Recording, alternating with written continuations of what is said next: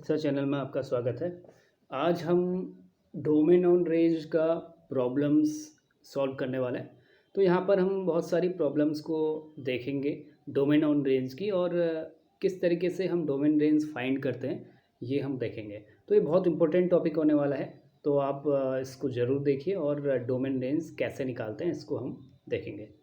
तो सबसे पहले चलते हैं। अगर हमारे पास कोई फंक्शन है, ऐसे कोई एफ फंक्शन है और फंक्शन हमारे पास क्या है, कुछ लीनियर फॉर्म में या न्यूमिनेटर फॉर्म में है, या सोचें कि हम फ्रैक्शन में नहीं है। तो इस तरीके के लिए हमारे पास कंडीशंस क्या होती है, कंडीशंस हमारे पास कोई रिस्ट्रिक्शंस हमारे पास नहीं होंगे, बिकॉज इसमें डेनोमिनेटर भी नहीं है। और हाँ, एक ही हो सकता है कि ये इमेजिनरी नंबर, राइट। सो इमेजिनरी नंबर को शो नहीं करेगा, जो भी करेगा रियल नंबर को शो करेगा। तो ये हमारा क्या रहेगा, इसमें मेन मोटो रहेगा कि हमें रियल नंबर से चूज करना है। दूसरा, अगर फंक्शन हमारे पास F X equal to numerator upon denominator होता है, तो यहाँ पर हमारे पास जो डिनोमिनेटर है वो नॉट इक्वल टू जीरो होना चाहिए। देखो, अगर डिनोमिनेटर जीरो आ जाएगा तो फिर नॉट डिफाइंड की कंडीशन आ जाएगी, और नॉट डिफाइंड की कंडीशन ही हमें क्या करनी होती है, देखनी होती है कि अगर जो नॉट डिफाइंड की कंडीशन है वो डोमेन और रेंज की कंडीशन को अलाउ नहीं करेगी। थर्ड, अगर हम देखें फंक्शन कैसा हो सकता है, अगर फंक्शन हमारे पास अंडर रूट के अंदर कोई सोचो कोई नंबर है, ठीक है। तो यहाँ पर मैं नंबर ऐसे लिख देता हूँ। तो अंडर रूट के अंदर कोई नंबर है, तो ये जो अंडर रूट के अंदर नंबर है ये क्या होना चाहिए, ये जो नंबर है greater than equal to zero होना चाहिए। अब देखो, greater than equal to zero क्यों होगा, तो इसको समझते हैं।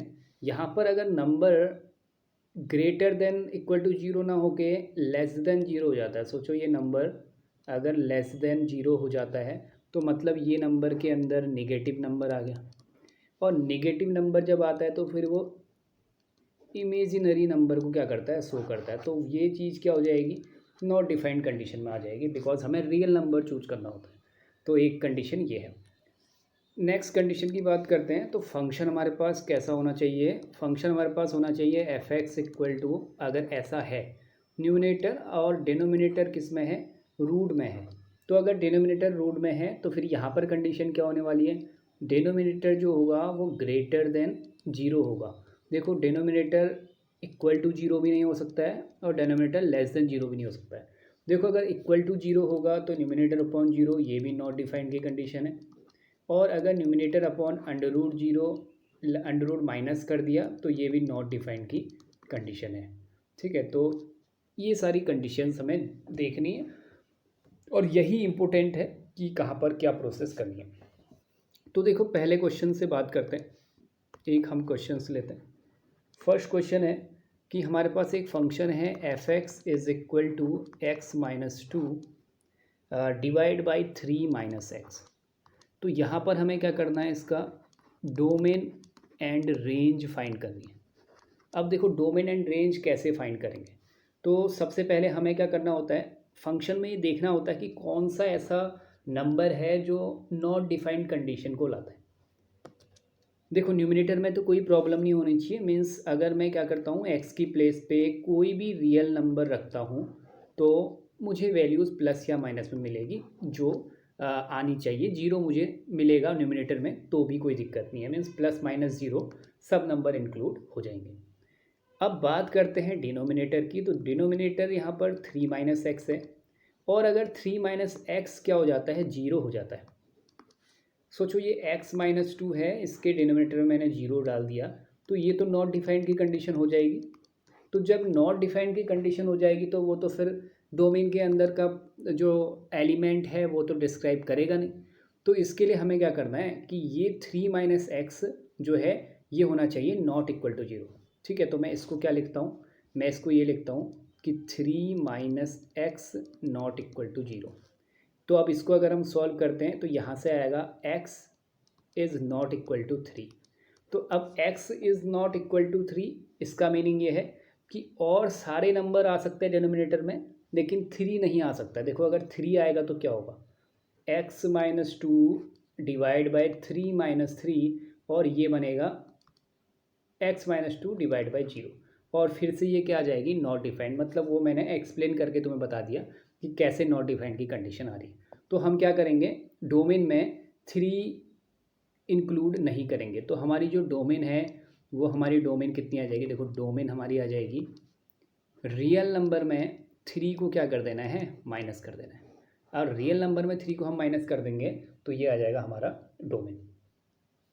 इसको ऐसे भी लिख सकते हैं, देखो मैं ऐसे इसको लिख सकता हूँ, डोमेन में मैं 3 माइनस कर रहा हूँ। एक लिखने का तरीका ये भी है, बिकॉज ऑप्शनल कभी क्वेश्चंस आते हैं कंपटीशन एग्जाम में, तो ऑप्शनल क्वेश्चंस ही आते हैं, तो वहाँ पर तुम्हें कैसे चेक करना है, तो थोड़ा लिखने का तरीका भी अलग हो सकता है। तो मैं कहूँगा 3 को मुझे इंक्लूड नहीं करना, राइट। तो ये नंबर लाइन में ये 3 है, ये 3 इंक्लूड नहीं होगा, मतलब इसको मैंने ऐसे बना दिया, ठीक है। तो ये एक्सक्लूडेड है, इंक्लूड नहीं है।